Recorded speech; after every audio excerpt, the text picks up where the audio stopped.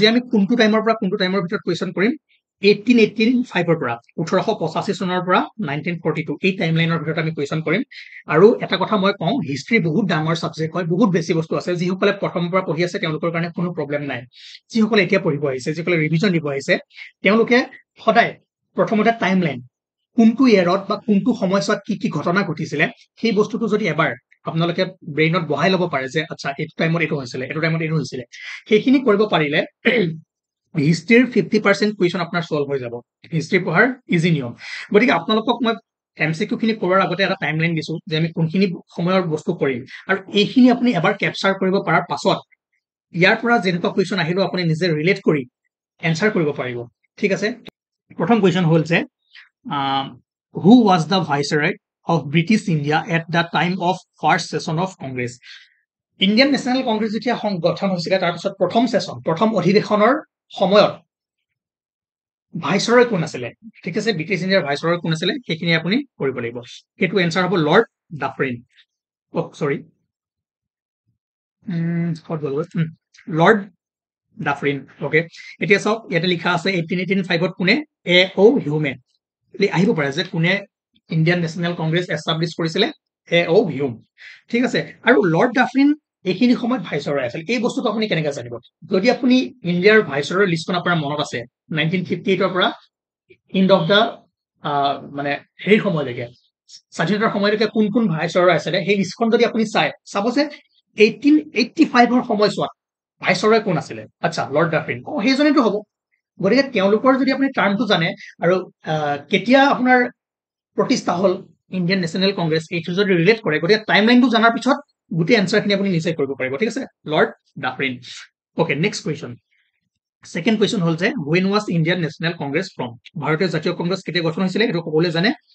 28 ডিচেম্বৰ 1885 মনত ৰাখিব তাৰপাছত the first session of Indian National Congress was held under the presidency of মানে ইয়াত সুধিছে প্ৰথম প্ৰেসিডেন্ট কোন আছিলে ইণ্ডিয়ান নেশ্যনেল কংগ্ৰেছৰ WC বেনাৰ্জী ওকে ফুল নামটো কি হয় কমেন্ট কৰি জনাব তাৰপিছত নেক্সট কুৱেশ্যন যদি চাই ইয়াত কি আছে হু was the first non Indian president of Indian National Congress ভাৰতীয় জাতীয় কংগ্ৰেছৰ প্ৰথমজন অভাৰতীয় মানে ইণ্ডিয়ান নেশ্যনেল কংগ্ৰেছৰ নন ইণ্ডিয়ান প্ৰেসিডেন্ট কোন আছিলে প্ৰথমজন সুধিছে এইজন হ'ব জৰ্জ ইউলে ঠিক আছে ভালদৰে মনত ৰাখিব তাৰপাছত ইন হুইচ ইয়াৰ চাওক এইখিনি কৰাৰ আগত আপোনালোকে আৰু কোন বস্তু চাব লাগিব যে 1885 ত যেতিয়া আপোনাৰ ইণ্ডিয়ান নেশ্যনেল কংগ্ৰেছ এষ্টাব্লিছ হৈছিলে আৰু প্ৰথম অধিৱেশন ক'ত হৈছিলে বম্বে তাৰ প্ৰেসিডেন্ট আছিল WC বেনাৰ্জী আৰু তাৰপিছত প্ৰত্যেক বছৰে এভৰি ইয়াৰ ডিচেম্বৰ মাহৰ এণ্ডত কি কৰে ইণ্ডিয়ান নেশ্যনেল কংগ্ৰেছৰ অধিৱেশন হয় সেশন হয় ঠিক আছে আৰু প্ৰত্যেক সেশন এখন বেলেগ ঠাইত হয় আৰু এজন বেলেগ প্ৰেসিডেন্ট আহে আপোনালোকে জানে গোটেইখিনি আপোনালোকক লিষ্টত দিছো কিন্তু গোটেইখিনি মনত ৰাখিব নালাগে যিখিনি লাগে যিখিনি আপোনালোকৰ এক্সামত আহাৰ চান্স আছে মই সেইখিনি আপোনালোকক মাৰ্ক কৰি থৈ যাম আৰু সেইখিনি চালে আপোনালোকৰ কাৰণে সাফিচিয়েন্ট প্ৰথমটো মনত ৰাখিব যে প্ৰথম অধিৱেশন হৈছিল 1885 ত ক'ত বম্বে আৰু প্ৰেসিডেন্ট আছিল WC বেনাৰ্জী এই কুৱেশ্যনটো চাওক in which session of Indian National Congress split into two part moderates and extremities চাওক ইণ্ডিয়ান নেশ্যনেল কংগ্ৰেছ এবাৰ দুটা ভাগত ভাগ হৈছিলে এটা গৰমপন্থী এটা নৰমপন্থী ঠিক আছে কোনখন অধিৱেশন হৈছিলে সেইটো ছিল আপোনাৰ দিয়া আছে সুৰাট স্প্লিট এতিয়া এইটো ইম্পৰ্টেন্ট ইয়াৰ পৰা কুৱেশ্যন আহিব এতিয়া সুৰাট কিমান চনত হৈছিল সুৰাট স্প্লিট বা সুৰাট সেশন যাক আমি সুৰাট সেশনক কি কওঁ সুৰাট স্প্লিট বুলিও কওঁ তাত দুটা ভাগত ভাগ হৈছিলে কিমান চনত 1907 চনত হৈছিলে অধিৱেশনখন ইণ্ডিয়ান নেশ্যনেল কংগ্ৰেছৰ কৰিছিল সুৰাটত হৈছিলে আৰু ইয়াৰ প্ৰেসিডেন্ট কোন আছিলে ৰাজ বিহাৰী ঘোষ ঠিক আছে এইটো ইম্পৰ্টেন্ট এইটো মনত ৰাখিবই লাগিব কাৰণ এইটো ইম্পৰ্টেন্ট ইভেন্ট এটা হৈ গৈছে নেক্সট কুৱেশ্যন যে হু ৱাজ দা ওকে সৰি who was the first women president of Indian National Congress first women কৈছে দেই ফাৰ্ষ্ট ইণ্ডিয়ান ওমেন বুলি কোৱা নাই যদি ফাৰ্ষ্ট ওমেন প্ৰেসিডেন্ট কয় তেনেহলে হ'ব প্ৰথম মহিলা সভানেত্ৰী আছিল আপোনাৰ এনি বেসেণ্ট ঠিক আছে এনি বেসেণ্ট আপোনাৰ ফাৰ্ষ্ট ওমেন আছিলে যদি খুধে আছে ফাৰ্ষ্ট ইণ্ডিয়ান ওমেন তেতিয়া হ'ব সৰোজনী নাইডু আছিলে ঠিক আছে প্ৰেসিডেন্ট এতিয়া কিমান চনত আছিলে সেইটো ইম্পৰ্টেন্ট যেহেতু এইটো কুৱেশ্যনটো আহিছে গতিকে এইটো ধুনীয়াকৈ মনত ৰাখিব এনি বেসেণ্ট আছিলে আপোনাৰ কিমানত 1917 আৰু 1917 ত ক'ত হৈছিলে কলকাতা ঠিক আছে গতিকে যিখিনি মই মাৰ্ক কৰিছো সেই অধিৱেশন কেইখন সেই সেশন কেইখন তাৰ প্লেচ আৰু কোন প্ৰেসিডেন্ট আছিল সেইটো মনত ৰাখিব লাগিব 100% তাৰপিছত নেক্সট কুৱেশ্যন ওকে এইটো who was the first Indian women এবাৰ হ'ব আপোনাৰ Sarojini Naidu first Indian women president হোৱাৰ লগে লগে সৰোজিনী নাইডু হৈ যাব ঠিক আছে আৰু যদি অনলি কয় ফাৰ্ষ্ট তেনেহলে কোন হ'ব এনি বেছেণ্ট এতিয়া সৰোজিনী নাইডু কিমান চনত আছিল সেইটো চাওক এইটো ওকে 1925 কানপুৰ অধিৱেশনত সৰোজিনী নাইডু আছিলে ইণ্ডিয়ান নেশ্যনেল কংগ্ৰেছৰ প্ৰেচিডেণ্ট আৰু তেওঁ আছিলে ফাৰ্ষ্ট ইণ্ডিয়ান ওমেন প্ৰেচিডেণ্ট ঠিক আছে এইটো মনত ৰাখিব লাগিব 1925 মনত ৰাখিব লাগিব কানপুৰ সৰোজিনী নাইডু ওকে তাৰপাছত next question okay in which of the following session of Indian National Congress the resolution of Swadeshi কেতিয়া কোনখনত এডপ্ট কৰিছিলে কলকাতা সেশন 1906 আৰু কিয় বেংগল পাৰ্টিশন হৈছিলে বেংগল পাৰ্টিশন হোৱাৰ পিছত স্বদেশী মুভমেন্ট ষ্টাৰ্ট হৈছিল নাই আৰু সেইখিনি সময়ত মই টাইমলাইনটো আপোনালোকক দি আহিছিলো আৰু সেইখিনি সময়ত কোনখন অধিৱেশনত স্বদেশী এডপ্ট কৰা হৈছিলে স্বদেশী কি আমি লাহে লাহে গম পাই থাকিম কলকাতা সেশন 1906 এতিয়া যদি চাই 1906 সেইটো মনত ৰাখিব লাগিব 1906 কোন আছিলে অলৰেডি কলো কলকাতাত হৈছিলে 1906 টো কৰিছিলে কলকাতাত হৈছিলে আৰু তাৰ প্ৰেসিডেন্ট কোন আছিলে দাদা ভাই নৌৰোজী এইটো কোৱেশ্চন আহিব পাৰে যে দাদা ভাই নৌৰোজী কিমান চনৰ অধিৱেশনৰ ইণ্ডিয়ান নেশ্যনেল কংগ্ৰেছৰ অধিৱেশনৰ প্ৰেসিডেন্ট আছিলে বাস ঠিক আছে গতিকে যিকেইটা মাৰ্ক কৰিছো সেইটা ধুনীয়াকৈ মনত ৰাখি যাব তাৰপিছত নেক্সট কুৱেশ্চন এইটো কৰিলো আমি ন না এইটো নাই কৰা in which session of the Indian National Congress the national সং বন্দে মাতৰম ৱাজ সাং ফৰ দ্য ফাৰ্ষ্ট টাইম এইটো কলকাতা সেশন কিমান 1896 কলকাতা 1896 সেশনত বন্দে মাতৰম সংটো প্ৰথমবাৰৰ বাবে গোৱা হৈছিলে ওকে ওকে নেক্সট কুৱেশ্চন ঠিক আছে নেক্সট কুৱেশ্চন হল আপোনাৰ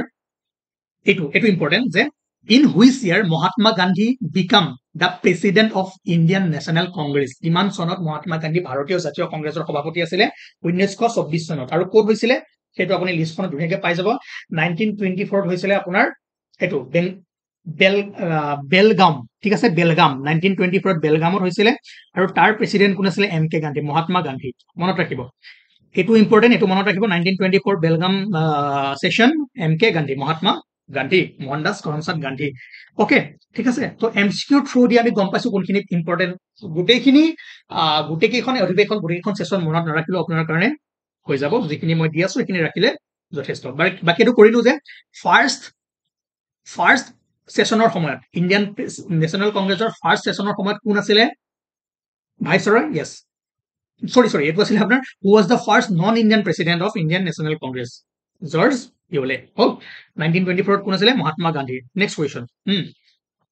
in which session of Indian National Congress passes the resolution of Purna Swaraj or complete independence Purna Swaraj or complete independence যে কোনটো সেশনত ভাৰতীয় জাতীয় কংগ্ৰেছৰ কোনটো সেশনত পূৰ্ণ স্বৰাজ বা সম্পূৰ্ণ স্বাধীনতাৰ প্ৰস্তাৱ গৃহীত কৰা হয় এইটো হ'ব আপোনাৰ লাহোৰ অলৰেডি আমি যেতিয়া পলিটি পঢ়াইছিলো আমি কৈছিলো যে এইটো সেশনত কেতিয়া 1930 চনৰ 26 জানুৱাৰীত পূৰ্ণ স্বৰাজ বা কমপ্লিট ইণ্ডিপেণ্ডেন্স পাতিম বুলি কি কৰিছিলে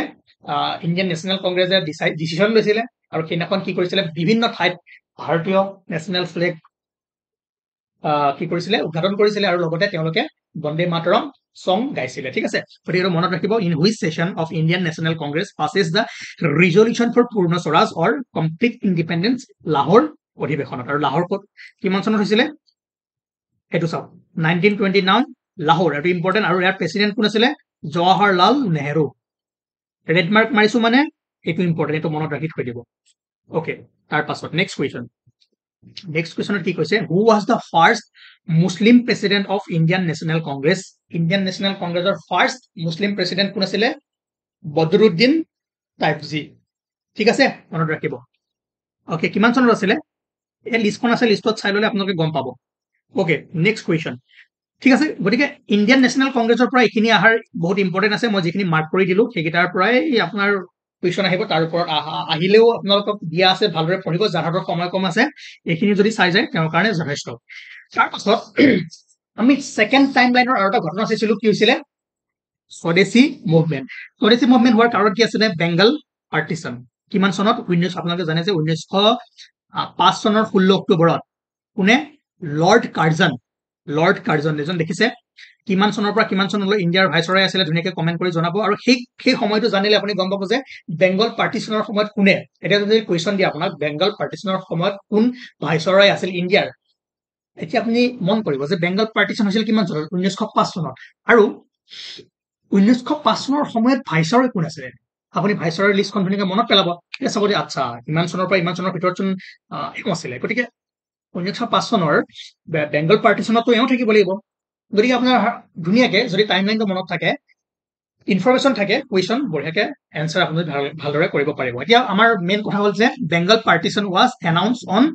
20 জুলাই 1905 চনত 20 জুলাই 1905 চনত এনাউন্স কৰা হৈছিল আৰু তাৰ পাছত কেতিয়া ইয়াক ইফেক্ট কেতিয়াৰ পৰা হৈছিলে 16 অক্টোবৰ 1905 চনৰ পৰা অন ইফেক্ট আহিছিলে ডেটকেইটা মনত ৰাখিব আৰু লৰ্ড কাৰ্জন কোনে ইছ্যু কৰিছিলে বেংগল পাৰ্টিশ্যন লৰ্ড কাৰ্জন সেই সময়ত কোন আছিলে ভাইচৰয় ইণ্ডিয়াৰ লৰ্ড কাৰ্জন দেখিছে ওকে তাৰ পাছত 6 বছৰৰ পাছত বহুত বেংগল পাৰ্টিশ্যন হোৱাৰ পাছত আৰু ৰিজন আছিলে বহুত কিবা কিবি ৰিজন আছিলে বেংগল পাৰ্টিশ্যন হোৱাৰ পিছত স্বদেশী মুভমেণ্ট ষ্টাৰ্ট হ'ল বহুত ঠাইত পিকেটিং হৰতাল এইবোৰ আৰম্ভ হ'ল আৰু আৰম্ভ হোৱাৰ পিছত বহুত ঠাইতে অশান্তি সৃষ্টি হ'ল চৰকাৰৰ ওপৰত প্ৰেছাৰ আহিলে হয়নে আৰু এনেকৈ 1911 চনৰ 12 ডিচেম্বৰ তাৰিখে এই যিটো পাৰ্টিশ্যন কৰিছিলে বংগ বিভাজন কৰিছিলে তাক আকৌ পুনৰ গঠিত কৰা হৈছিলে কিমান চনত 1911 চনত আৰু সেই সময়ত সুধিব যে সেই সময়ত আপোনাৰ ভাইচৰয় কোন আছিলে ইণ্ডিয়াৰ লৰ্ড হাৰ্ডিং ঠিক আছে lord Hardinge viceroy of India at that time okay ঠিক আছে বুজিছে কেনেকৈ বস্তুবোৰ চাব লাগে কোনবোৰ বস্তু ইম্পৰ্টেণ্ট গতিকে এইখিনি বেছি ইম্পৰ্টেণ্ট আৰু কুৱেশ্যন কেইটা কৰিলে আপোনালোকে গম পাব তাৰপিছত যেনে swadeshi movement was a response to British partition of Bengal in 1905 1905 চনত পাৰ্টিশ্যন কৰাৰ পিছতে আমাৰ যিবোৰ নেতা আছিলে ভাৰতীয় ইণ্ডিয়ান নেশ্যনেল কংগ্ৰেছে হওক বা বেলেগ যিবোৰ নেতা আছিলে স্বদেশী মুভমেণ্ট গঢ়ি তুলিছিলে অ'কে আৰু ইয়াকে আমি কি কওঁ significant movement of India's first fight for independence India's first fight for independence Swadeshi মুভমেণ্টক আমি ক'ব পাৰো ঠিক আছে আৰু এই মুভমেণ্টবোৰ কেনেকৈ হৈছিলে যে যিবোৰ বিদেশী কাপোৰ আছিলে ফৰেন গুডছ আছিলে ফৰেন ক্লথ আছিলে সেইবোৰ কি কৰিছিলে বৰ্জন কৰিছিলে আৰু অল্টাৰনেটিভ কি হ'ল খাদী বা ইণ্ডিয়ান যিবোৰ কটন ইণ্ডাষ্ট্ৰি আছিলে সেইবোৰ নতুনকৈ গঢ় লৈ উঠিছিলে ব্ৰিটিছ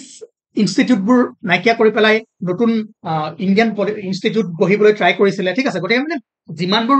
বিদেশী বস্তু আছিলে বিদেশী বস্তু বৰ্জন কৰি স্বদেশী বস্তু গ্ৰহণ কৰাটোৱেই মূল মটো আছিলে স্বদেশী আন্দোলনৰ ঠিক আছে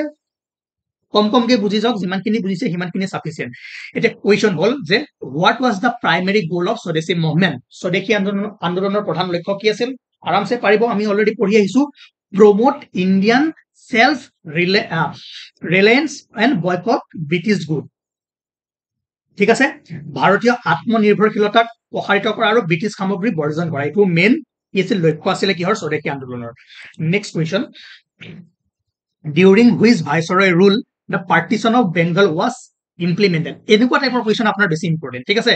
ষ্টাৰ মাৰ্ক মাৰি দিছো এনেকুৱা কুৱেশ্যন বেছি আহিব যিটো এক্সামৰ কাৰণে পঢ়ি আছে যে বংগ বিভাজনৰ সময়ত কোন আছিলে ভাইচৰয় লৰ্ড কাৰ্জন ঠিক আছে তাৰ পাছত when was the swadeshi movement officially launch স্বদেশী আন্দোলন কিমান চনত 1905 চনত আৰম্ভ হৈছিলে next question the swadeshi movement was response to which British policy কোনটো ব্ৰিটিছ নীতিৰ প্ৰতিক্ৰিয়া আছিলে স্বদেশী আন্দোলন সকলোৱে জানে পাৰ্টিশ্যন অফ বেংগলৰ পিছত কি হৈছিলে স্বদেশী আন্দোলন আহিছিলে আৰু এইটো জালিৱানাৱালাবাগ মাছাকাৰ এইটো কোনটো আন্দোলনৰ পিছত বা কোনখন এক্টৰ পিছত হৈছিলে তেনেকুৱা কুৱেশ্যন আহিব পাৰে লাহে লাহে আমি কৰি যাম গতিকে এনেকুৱা টাইপৰ কুৱেশ্যনবোৰ আপোনালোকৰ কাৰণে বেছি ইম্পৰ্টেণ্ট ঠিক আছে okay who was the editor of newspaper Bande Mataram গানটোৰ ইয়াত চাওক এক্সামত খেলা কেনেকে হয় বহুতে স্পীডত কৰি যাব এটা চাব আচ্ছা বন্দে মাতৰম কোনে লিখিছিলে মাৰি দিব কিন্তু আপোনাক সুধিছে কি যে who was the editor of newspaper Bande Mataram news পেপাৰখনৰ এডিটৰ কোন আছিলে কমেণ্ট কৰি জনাওক তাৰপাছত লাষ্টত মই যেতিয়া এনচাৰটো ক'ম আপোনালোকে মিলাই চাব ঠিক আছে অ'কে গতিকে কুৱেশ্যনবোৰ ভালদৰে পঢ়িব কি সুধিছে next question the the swadeshi movement led to the revival of which type of industry in India স্বদেশী আন্দোলনৰ ফলত ভাৰতত কেনেধৰণৰ উদ্যোগ আহিছিলে কটেজ এণ্ড হেণ্ডলুম ইণ্ডাষ্ট্ৰিবোৰ অ'কে তাৰপাছত which of this was a popular slogan during the swadeshi মুভমেণ্টৰ সময়ত কোনটো শ্লোগান পপুলাৰ আছিলে বন্দে মাতৰম অ'কে কমেণ্ট কৰি জনাব কেনেকুৱা লাগিছে কুৱেশ্যনবোৰ কৰি আৰু যিখিনি হোমৱৰ্ক দিছো সেইখিনি ধুনীয়াকৈ জনাব আৰু নতুনকৈ যদি আপোনালোকে চাইছে ছাবস্ক্ৰাইব কৰিব চেনেলটো শ্বেয়াৰ কৰিব লাইক কৰিব অ'কে তাৰপিছত next question who wrote the play Chitra to inspire swadeshi movement Chitra প্লেখন কোনে লিখিছিলে যে স্বদেশী আন্দোলনক অনুপ্ৰাণিত কৰিবলৈ চিত্ৰ নাটকখন কোনে ৰচনা কৰিছিলে এইটো হ'ব আপোনাৰ ৰবীন্দ্ৰনাথ টেগোৰ নে বংকিম চন্দ্ৰ চেটাৰ্জী এই দুটাৰ ভিতৰত আপোনালোকে কমেন্ট কৰক আৰু মই লগে লগে কৈ আছো ঠিক আছে Rabindranath Tagore okay now which of the following organization was established during স্বদেশী movement স্বদেশী আন্দোলনৰ সময়ত তলত দিয়া কোনটো সংগঠন প্ৰতিষ্ঠা হৈছিলে এইটো হ'ব আপোনাৰ Indian national association okay next question who is the writer of the play Bandini Bharat নাটকখনৰ লেখক আছিলে অম্বিকাগিৰি ৰায় চৌধুৰী মনত ৰাখিব মই আপোনালোকক লিষ্ট দি দিম যে নিউজ পেপাৰ আৰু এডিটৰ কোন আছিলে বুক আৰু অথৰ কোন আছিলে মই ধুনীয়াকৈ দুটা লিষ্ট দি দিম এইখিনি ইম্পৰ্টেণ্ট খিনি আপোনালোকে চাইড কৰি দিব ঠিক আছে নেক্সট ক্লাছত দি দিম on which date 1905 the partition of Bengal was implemented আৰু অৰ্ডাৰ মনত ৰাখিব দেই ইমপ্লিমেন্টেড কিমান চনত কৰিছিলে 16 অক্টোবৰ 20 জুলাইত একচুৱেলি অৰ্ডাৰটো মানে কি তাক এনাউন্স কৰা হৈছিলে বাট ইমপ্লিমেন্ট কৰা হৈছিলে 16 October next question that who is the writer of the play to কৰিলো next question কি হ'ব who declared Swaraj is my birthright and I shall have it এইটো কোনে কৈছিলে যে স্বৰাজ মোৰ জন্মগত অধিকাৰ আৰু এইটো মোৰ হ'বই কোনে কৈছিলে বাল গংগাধৰ তিলক মনত ৰাখিব ইম্পৰ্টেন্ট according to দাদাভাই নৌৰোজী স্বৰাজ means দাদাভাই নৌৰোজীৰ মতে স্বৰাজ মানে কি আছিলে complete independence self government economic independence political independence এই দুটা ধুনীয়াকৈ আপোনালোকে কেনসেল কৰিব পাৰিব সকলোৰে কনফিউজ লাগিব কমপ্লিট ইন্ডিপেন্ডেন্স আৰু সেলফ গভৰ্নমেন্ট এইটো হ'ব আপোনাৰ সেলফ গভৰ্নমেন্ট according to দাদাভাই নৌৰোজী ঠিক আছে স্বৰাজ নেক্সট কুৱেশ্যন এইবাৰ স্বদেশী মই কৈছিলো যে আমাৰ টাইমলাইন আছিলে মুছলিম লীগ 1906 ত গঠন হৈছিলে গতিকে all Indian Muslim league was founded in the year কিমান চনত হৈছিলে 1906 ত মুছলিম লীগ প্ৰতিষ্ঠা হৈছিলে তাৰ পাছত in 1906 Muslim league was founded at কোন ঠাইত মুছলিম লীগৰ প্ৰতিষ্ঠা হৈছিলে এইটো হ'ব আপোনাৰ লাহোৰ দিল্লী কলকাতা ঢাকা বহুতে লাহোৰ মাৰি দিব নহয় ঢাকাত প্ৰতিষ্ঠা হৈছিলে বেংগল পাৰ্টিশ্যন যেতিয়া হ'ল ইষ্ট বেংগলত কোন থাকিলে মুছলিম মেজৰিটিবোৰ থাকিলে আৰু ৱেষ্ট বেংগলত হিন্দু মেজৰিটি থাকিলে আৰু সেই ইষ্ট বেংগলটো কৰি আছিল বৰ্তমান বাংলাদেশ সেই পাৰ্টটোত আছিলে আপোনাৰ ঢাকা আৰু এই ঢাকাতে মুছলিম লীগ গঢ়লৈ উঠিছিলে কিয় উঠিছিলে কেনেকৈ উঠিছিলে লাহে লাহে গম পাব বৰ্তমান আজি টাইমলাইনটো ধুনীয়াকৈ পঢ়ি যাওক নেক্সট সেশনৰ পৰা আপোনালোকে আৰু ভালকে কানেক্ট কৰিব পাৰিব ঠিক আছে তাৰপিছত দ্য ফাউণ্ডাৰ অফ মুছলিম লীগৰ প্ৰতিষ্ঠাপক কোন আছিলে সবে মোহাম্মদ আলী জিন্না মাৰি দিব ঠিক আছে ভুল নকৰিব সেইটো হ'ব আপোনাৰ নবাব সালিমুল্লাহ ঠিক আছে the Muslim deportation made Minto, Lord Minto, in 1906 at Simla and place for what? Separate electorate for Muslim. ঠিক আছে তাৰপিছত নেক্সট কুৱেশ্যন মই কৈছিলো যে তাৰপিছত 1906 ত মুছলিম লীগ আহিলে আৰু নেক্সট কি হ'ল মৰলে মিন্টু ৰিফৰ্মছ বা ইণ্ডিয়ান কাউন্সিল এক্ট আহিছিলে 1909 চনত ধুনীয়াকৈ ক্ৰনলজিটো মতলকে মনত ৰাখি আহিছে আৰু আমি সেইমতে কুৱেশ্যন কৰি আহি আছো ওকে তাৰপিছত Indian Council Act 1909 is also known as Minto Morley reforms এইটো ইম্পৰ্টেণ্ট আহিব যে 1909 চনৰ ভাৰতীয় পৰিষদৰ আইনখনক কি বুলি জনা যায় Minto Morley reform okay next question the Indian Council Act 1909 provide for 1909 চনৰ ভাৰতীয় পৰিষদ আইনত কি ব্যৱস্থা আছিলে diarchy communal representation federation provincial autonomy কি আছিলে কমিউনেল ৰিপ্ৰেজেন্টেশ্যন কালি আমি কলৈ পঢ়িছিলো মৰলে মিন্টু ৰিফৰ্মছ হয় নাই মুছলিম লীগ তাৰপিছত বংগ বিভাজন বেংগল পাৰ্টিশ্যনলৈকে কুৱেশ্যন কৰিলো আজি আমি মহাত্মা গান্ধীৰ এন্ট্ৰি হ'ব মহাত্মা গান্ধী কিমান চনত সাউথ আফ্ৰিকাৰ পৰা ঘূৰি আহিছিলে সেই তাৰ পৰা আমি আৰম্ভ কৰিম আৰু খিলাফত নন কৰ্পোৰেশ্যন মুভমেণ্টলৈকে যিমানখিনি কুৱেশ্যন পাৰো আমি কৰিবলৈ ট্ৰাই কৰিম Mahatma Gandhi returns from south Africa in দক্ষিণ আফ্ৰিকাৰ পৰা মহাত্মা গান্ধীয়ে ঘূৰি আহিছিল কিমান চনত 1915 চনৰ 9 জানুৱাৰী তাৰিখে ঘূৰি আহিছিল আৰু 9 জানুৱাৰীত আমি কি হিচাপে পাতো প্ৰবাসী ভাৰতীয় দিৱস হিচাপে পাতো মনত ৰাখিব যে 1915 চনত দক্ষিণ আফ্ৰিকাৰ পৰা মহাত্মা গান্ধী ইণ্ডিয়ালৈ আহিছিলে আৰু ইণ্ডিয়াত আহি তেওঁৰ প্ৰথমে আহিয়ে লগে লগে স্বাধীনতা সংগ্ৰামত জপিয়াই পৰা নাছিলে প্ৰথমে বুজিছিলে যে কেনেকুৱা সিচুৱেশ্যন হৈ আছে ক'ত কি চলি আছে একবাৰ ষ্টাডি কৰিছিলে আৰু তাৰ পাছত তেওঁ এই সংগ্ৰামখনত আমাৰ জাতিৰ পিতা মহাত্মা গান্ধীয়ে সংগ্ৰামখনত নামি পৰিছিলে তাৰপাছত তেওঁৰ পলিটিকেল গুৰু কোন আছিলে মহাত্মা গান্ধীৰ অলৰেডি আমি কুৱেশ্যন কৰিছো গোপাল কৃষ্ণ গোখলে ঠিক আছে তাৰপাছত next question in India Gandhiji gave his first speech at গান্ধীজীয়ে তেওঁৰ প্ৰথম ভাষণ ক'ত দিছিলে বানাৰস ঠিক আছে এইটো মনত ৰাখিব এতিয়া যেহেতু গান্ধীজিৰ এন্ট্ৰি হৈ গ'ল, গান্ধীজিয়ে আপোনাৰ প্ৰথম সত্যাগ্ৰহ চম্পাৰণ সত্যাগ্ৰহ কৰিছিলে 1917 চনত, যিটো গান্ধীৰ ফাৰ্ষ্ট কি আছিলে চিভিল ডিছঅবিডিয়েন্স মুভমেন্ট। যদি সোধে which of the following is the Gandhiji's first civil disobedient movement in India, then Champaran satyagraha কিমান চনত হৈছিলে 1917 চনত। আৰু এই ষ্টৰিটো আপোনালোকে জানে ইণ্ডিগোৰ ওপৰত হাই টেক্স লগাইছিলে আৰু তাৰ কাৰণে এজন আপোনালোকে ক্লাছ 11 বা 12ৰ ইংলিছৰ এটা চেপ্টাৰ আছিলে, ঠিক আছে, সেই তাতো ধুনীয়াকে ইয়াৰ বিষয়ে পঢ়োৱা আছিলে। ৰাজকুমাৰ শুক্লা নামৰ এজন কৃষকে গান্ধীজিক মাতি লৈ গৈছিলে, তেওঁলোকৰ পৰিস্থিতি দেখুৱাইছিলে, হয় নাই? আৰু তাৰ পাছত চম্পাৰণ সত্যাগ্ৰহ আৰম্ভ কৰিছিলে, ইণ্ডিগোৰ ওপৰত আছিলে, ধুনীয়াকে পঢ়ি ল'ব পাব। আৰু সেই চেপ্টাৰবোৰৰ পৰা ইংলিছত যিখিনি আপোনাৰ এডিআৰিত ইংলিছ আহিব, বেলেগ ক'ৰ পৰা নাহে, এই ইংলিছ বুকবোৰ পঢ়িব, ক্লাছ 9, 10, 8 বা 11ৰ পঢ়িব, তাৰ পৰাই কিছুমান পেৰেগ্ৰাফ দি দিব পাৰে, তাৰ পৰাই কুৱেশ্যন দিব। গতিকে সেই চেপ্টাৰবোৰ ভালকে পঢ়ি যাব। লেন্সৰ ওপৰত পাইছিল ন, হেলষ্ট্ৰোম,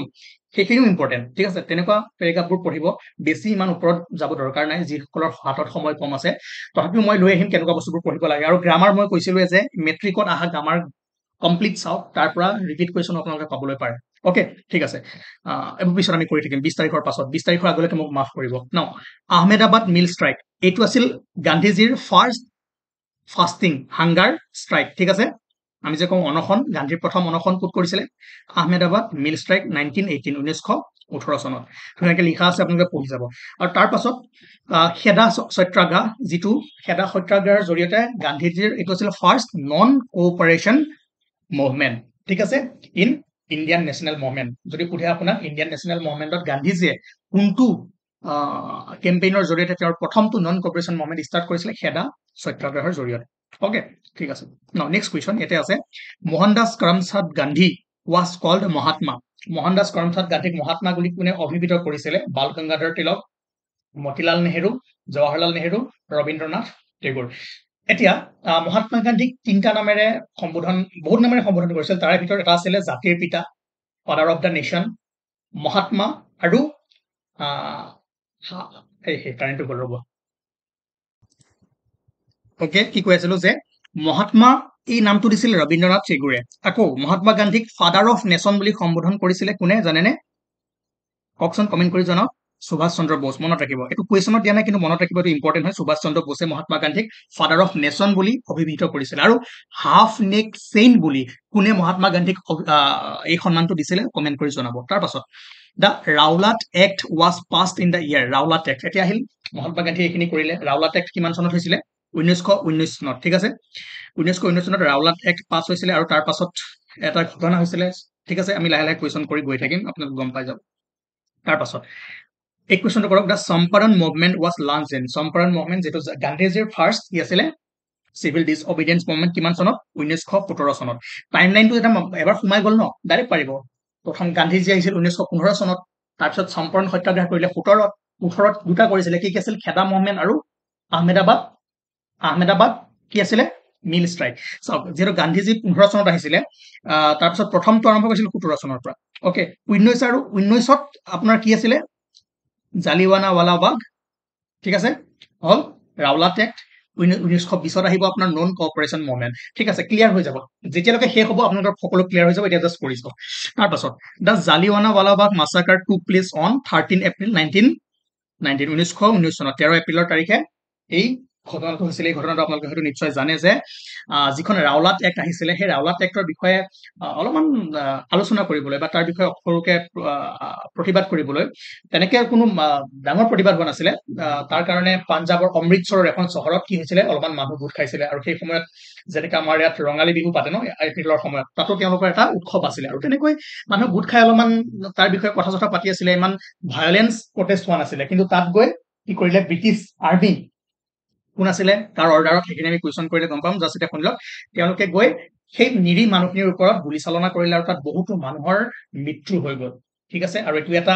ভাৰতৰ ইতিহাসৰ ডাঙৰ কি আছিলে? নৰহত্যা আছিলে, যাক আমি এতিয়াও মনত ৰাখো, ঠিক আছে। কিমান চন হৈছিল? 13 এপ্ৰিল 1919। ৰিজনখিনি গম পাব ধুনীয়াকে, আমি কৈ গৈ থাকিম কুৱেশ্যনৰ লগত। Now, who was the Gandhiji's political mentor? গান্ধীজিৰ ৰাজনৈতিক গুৰু কোন আছিলে? গোপাল কৃষ্ণ গোখলে। তাৰপিছত when and where Purna Swaraj was accepted as Congress goal? কংগ্ৰেছৰ যিটো গ'ল পূৰ্ণ স্বৰাজ, ঠিক আছে, পূৰ্ণ স্বৰাজ, সেইটো কোনখন অধিৱেশনত গ্ৰহণ কৰা হৈছিলে? সেইটো হ'ব আপোনাৰ চাওক অলপমান কুৱেশ্যন মাজত দুই এটা বেলেগ সোমাই গৈছে চিন্তা কৰিব নালাগে এইটো লাহোৰ ঠিক আছে 1929 লাহোৰত পূৰ্ণ স্বৰাজৰ লক্ষ্য হিচাপে তেওঁলোকে কি কৰিছিলে এটা গোল সেট কৰিছিলে আৰু ভাবিছিলে যে 1930 চনৰ 26 জানুৱাৰী তাৰিখে দেশত ইণ্ডিপেণ্ডেন্স ডে বনাব আৰু সকলোতে ৰাষ্ট্ৰীয় পতাকা উত্তোলন কৰিব ঠিক আছে অলৰেডি এই ঘটনাটোৰ বিষয়ে আমি আগতে কৈ আহিছো তাৰ পাছত next question yes the movement in India which become popular during the first world war was the first world war start হৈছিলে 1915 ৰ পৰা আৰু সেই সময়ত ইণ্ডিয়াত এটা নতুন মুভমেন্ট গঢ় লৈ উঠিছিলে সেইটো আছিল আপোনাৰ হোম ৰুল মুভমেন্ট আমি অলৰেডি টাইমলাইনত কৈছিলো ন 1516 ৰ পৰা 18 ৰ ভিতৰত এই দুবছৰ হোম ৰুল মুভমেন্ট গঢ় লৈ উঠিছিলে ঠিক আছে আৰু এই হোম ৰুল মুভমেন্ট দুজন নেতাই অসমৰ সৰি ভাৰতৰ দুজন নেতা এজন এনি বাচেন তেওঁ ভাৰতৰ নহয় তেওঁ বেলেগ আছিল আইৰিছ আছিলে কিন্তু ভাৰতৰ আহি তেওঁ হোম ৰুল মুভমেন্ট কাৰ লগত বাল গংগাধৰ তিলক ঠিক আছে দুজন মনত ৰাখিব তাত লিখা আছে ধুনীয়াকে okay the movement led by Annie Besant and Bal Gangadhar Tilak defined the fight for independence home rule মুভমেন্টৰ পৰা ইণ্ডিয়ান ভাৰতীয়সকলৰ মনত এটাই মানে কি কয় জাগৰণ আনিব বিচাৰিছিল যে ব্ৰিটিছ চৰকাৰে যিখিনি কৰি আছে আমাৰ ওপৰত বা যিখিনি ভাৰতীয় শাসক কৰি আছে ব্ৰিটিছে স্কুল কলেজ স্থাপন কৰি আছে এইবোৰ বস্তু কিয় লাগে এখন সেলফ গভৰ্নমেন্ট লাগে ঠিক আছে নিজা এখন যাতে গভৰ্নমেন্ট বহিব পাৰে নিজা পলিটিক্যাল ডিসিশন ল'ব পাৰে ঠিক আছে নিজৰ স্কুল কলেজ খুলিব পাৰে গতিকে ভাৰতীয় মানুহৰ এইখিনি দম আছে গতিকে সেই চেতনাখিনি সেই জাগৰণখিনি যাতে মানুহৰ মনলৈ আহে আৰু তাৰ কাৰণে হোম ৰুল মুভমেন্ট 1916 চনৰ পৰা 18 চনৰ ভিতৰত এই সময়ছোৱাখিনিত আপোনাৰ গঢ় লৈ উঠিছিলে ইয়াতে আছে the home rule movement objective কি আছিল the goal was for India to have its own government ঠিক আছে The Home Rule movement encouraged political discourse and education to spark self-government agitation. Okay, the goal of Home Rule movement was give Indians the courage to speak against government repression. ঠিক আছে মই already কলো যে home rule মুভমেন্টে মানুহৰ মাজত চেতনা জগাবলৈ বিচাৰিছিল যে গভৰ্নমেন্টে ব্ৰিটিছ গভৰ্নমেন্টে ইমান শোষণ কৰি আছে এনেকুৱা বেআইনী কাম কৰি আছে যাতে ভাৰতীয় মানুহৰ মনত সেই নেশ্যনেল মুভমেন্টৰ ঠিক আছে ভাৱধাৰাটো জাতীয় চেতনাৰ ভাৱধাৰাটো জাগি উঠে নিজা যে পলিটিক্যাল সাহস আছে নিজৰ যে ডিসিশন মেকিং পাৱাৰ আছে সেইটো যাতে জাগ্ৰত হয় সেইখিনি কৰিবৰ কাৰণে হোম ৰুল মুভমেন্টে ডাঙৰ ভূমিকা পালন কৰিছিলে আৰু দুজন নেতা এনি বাসেন্ট আৰু গংগাধৰ তিলকে পৃথক পৃথককৈ দুটা মুভমেন্ট আৰম্ভ কৰিছিলে ঠিক আছে ধুনীয়াকৈ মনত ৰাখিব ওকে তাৰ সময়তে অলৰেডি কোনবোৰ ঘটনা ঘটিছিলে আপোনালোকে গম পাব আমি কৰি গৈ থাকিম তো ফাৰ্ষ্ট ৱৰ্ল্ড ৱাৰৰ পাছত সেই চেতনাটো আহিছিলে সেইটো আছিল আপোনাৰ হোম ৰুল মুভমেন্ট নাও হা নেক্সট কুৱেশ্যন কৈছে যে home rule movement was a symbol of starting a new phase of freedom movement of India because যে ভাৰতত স্বাধীন আন্দোলনৰ সময়ত আন্দোলনৰ নতুন পৰ্যায় আৰম্ভ কৰা প্ৰতীক আছিল গৃহ শাসনৰ আন্দোলন কাৰণ it established coordination between extremities and moderator Hindus and Muslims started to struggle jointly. Leadership of movement came in the hands of Gandhiji. It put perfect project for self-government before the nation. Yes, this is the correct answer. কি কৰিছিলে ই জাতিৰ সন্মুখত স্বশাসনৰ বাবে এক নিখুঁত প্ৰকল্প ৰাখিছিলে মই কৈছো না জাতীয় চেতনাটো জগাইছিলে যে এখন সেলফ গভৰ্নমেন্ট ভাৰতীয় মানুহে গঢ়ি তুলিব লাগে সেইখিনি যে পাৱাৰ আমাৰ হাতত আছে সেইখিনি চেতনা জগাইছিলে ঠিক আছে ওকে হোম ৰুল মুভমেন্ট ধুনীয়াকে পঢ়িলে বুজি পাব তাৰ পাছত নেক্সট কুৱেশ্যন যে which of the following is not associated with the home rule movement তলৰ কোনটো গৃহ শাসন আন্দোলনৰ সৈতে জড়িত নহয় বাল গংগাধৰ তিলকো আছিলে এনি বেসেণ্টো আছিলে সুব্ৰমণিয়াম আয়াৰো আছিলে চি আৰ দাস চিত্ৰৰঞ্জন দাস ইয়াৰ লগত জড়িত নাছিল ঠিক আছে নেক্সট কুৱেশ্যন হল যে who was the viceroy of India when Rowlatt Act was passed যেতিয়া Rowlatt Act পাছ হৈছিল 1909 চনত সেই Rowlatt Act পাছ হোৱাৰ সময়ত ভাইসৰয় কোন আছিল ইণ্ডিয়াৰ লৰ্ড চেলমছফৰ্ড ঠিক আছে আৰু মন্টেগো চেলমছফৰ্ড যি আপোনাৰ বিল আছিলে 1990 বিল আছিলে এই সময়ত আহিছিলে এই বিষয়ে বাৰু নেক্সট আমি কৰিম কোৱেশ্যন তাৰ পিছত জালিৱানাৱালা বাগ মাছাকাৰ টুক প্লেচ ইন দা সিটি ক'ত হৈছিলে এটো হৈছিলে অমৃতসৰ ঠিক আছে অলৰেডি মই কৈছিলো অমৃতসৰত হৈছিলে এই হত্যাকাণ্ড কোনখন চহৰত হৈছিলে আহিব পাৰে কুৱেশ্যন তাৰ পিছত এতিয়া গম পাব যে এইখন okay The year 1919 in Indian history is related to যে 1919 চনটো ভাৰতীয় ইতিহাসৰ কোনটো ঘটনাৰ লগত জড়িত হেতু হ'ব আপোনাৰ চাওক এখিনি জানে কোনটো হ'ব ফৰ দা ট্ৰেজেডি অফ জালিৱানাৱালা বাগ মাছাকাৰ ঠিক আছে জালিৱানাৱালা বাগৰ নৰহত্যাৰ কাৰণে এই চনটো আমি ইতিহাসত মনত ৰাখো ইম্পৰ্টেন্ট চন ইয়াৰ পৰা কুৱেশ্যন আহাৰ চান্স আছে তাৰ পাছত who was the viceroy of British India during the non cooperation movement non cooperation movement কিমান চনত আৰম্ভ হৈছিলে এটা লিখা আছে 1920 চনত নন কোঅপাৰেশ্যন খিলাফত মুভমেণ্ট ষ্টাৰ্ট কৰিছিলে কোনে গান্ধীজীয়ে দুইটা মুভমেণ্ট একেলগে লাগিছিল খিলাফত মুছলিম লীগ আৰু non cooperation movement Indian National Congress ঠিক আছে 1920 চনত আৰু সেই সময়ত ভাইচৰয় কোন আছিলে সেইটো আপোনালোকে কমেণ্ট কৰি জনাওক ওকে এইটো লাষ্ট কুৱেশ্যন আছিলে আৰু মই আপোনালোকক কওঁ যে 20 তাৰিখৰ পিছত আমি ভালদৰে থাকিম আৰু যিখিনি এক্ট আছিলে ৰাওলাট এক্ট কি হয় তাৰ পাছত এডুকেশ্যন আছিলে ৰব এডুকেশ্যন ইম্পৰ্টেণ্ট কৈছিলে ৰাওলাট এক্ট কি হয় তাৰ পাছত বাকি এক্টবোৰ যে আছিলে Indian Council Act Government of India Act Pitt's India Act সেই এক্টখিনি আমি এক্সট্ৰাকে পঢ়িম তেতিয়া আপোনালোকে সকলোবোৰ ক্লিয়াৰ হৈ যাব ঠিক আছে now during the Indian freedom struggle why did Rowlatt Act arouses the popular indignation ভাৰতীয় স্বাধীনতা সংগ্ৰামৰ সময়ত ৰাওলাট আইনখনে কিয় জনপ্ৰিয়তা শুভৰ সৃষ্টি কৰিছিল কিয় খুব সৃষ্টি কৰিছিল বিকজ কাৰণ it authorise the government to imprison the people without trial ঠিক আছে চাওক যেতিয়া পঢ়িম ভালদৰে গম পাব আমি 20 তাৰিখৰ পিছত একদম ভালদৰে পঢ়িম ই চৰকাৰক বিনা বিচাৰে কাৰাগাৰত ভৰোৱাৰ কৰ্তৃত্ব প্ৰদান কৰিছিল যে এই আইনখন ইমানেই বেয়া আইন আছিলে যদি আপুনি কিবা ক্ৰাইম কৰে বা আপুনি ক'ৰবাত গোট খালে কিবা প্ৰতিবাদ কৰিব যায় তেনেহলে কি হ'ব উইদাউট ট্ৰায়েল উইদাউট কোৰ্টত নিনিয়াকৈ তেওঁক দোষী সাব্যস্ত কৰি জেলত দিয়াৰ ব্যৱস্থা কৰিছিলে আজিকালি কি হয় যদি আপুনি কিবা এটা ভুল কৰে কি হ'ব প্ৰথমে পুলিচে এৰেষ্ট কৰিব পুলিচে এৰেষ্ট কৰাৰ এটা সময়ৰ পাছত নিৰ্দিষ্ট সময়ৰ পিছত কি হ'ব কোৰ্টত যাব কোৰ্টে কি কৰিব মানুহজন দোষী হয় নে নহয় নিৰ্দোষী হয় সেইটো বিচাৰ কৰিব বিচাৰ কৰি তাৰপিছত কি কৰে জেললৈ পঠাই যদি নিৰ্দোষী হয় তেওঁক ওলাই দিব মানে দোষী সাব্যস্ত হোৱাৰ আগত প্ৰথমে তেওঁৰ ওপৰত কি চলে ট্ৰায়েল চলে কিন্তু 1999ৰ যিখন ৰাওলাট এক্ট আছিলে সেইখন এনেকে আনিছিলে যাতে উইদাউট ট্ৰায়েল তেওঁক জেললৈ লৈ যাব পাৰে আৰু সেইকাৰণে ডাঙৰ প্ৰটেষ্ট গঢ়ি তুলিছিলে অমৃতসৰৰ জালিৱানাৱালা বাগত তাৰ বিষয়ে অকমান প্ৰটেষ্ট কৰিবলৈ মানুহ গোট খাইছিলে ঠিক আছে তো আৰু শান্তিপূৰ্ণভাৱে গোট খাইছিলে কিন্তু তথাপিও কি হ'ল তেওঁলোকৰ ওপৰত নৰহত্যা কৰিলে গুলী চালনা কৰিলে আৰু সেই দিনটো কলা অধ্যায়টো আজিও আমি মনত ৰাখো ওকে তো নেক্সট আমি ভালদৰে পঢ়ি যাম তাৰ পাছত আমি স্বাধীনতা আন্দোলনলৈকে 1947লৈকে ধুনীয়াকৈ কৰিম কিন্তু আজি এইখিনি কুৱেশ্যন আপোনালোকৰ হাতত আছিলে কাৰণে মই কৰি দিলো দেন থেংক ইউ আৰু লাহে লাহে কুৱেশ্যন আনিম 20 তাৰিখৰ পিছত আমি ভালদৰে আৰু আৰম্ভ কৰিম ধন্যবাদ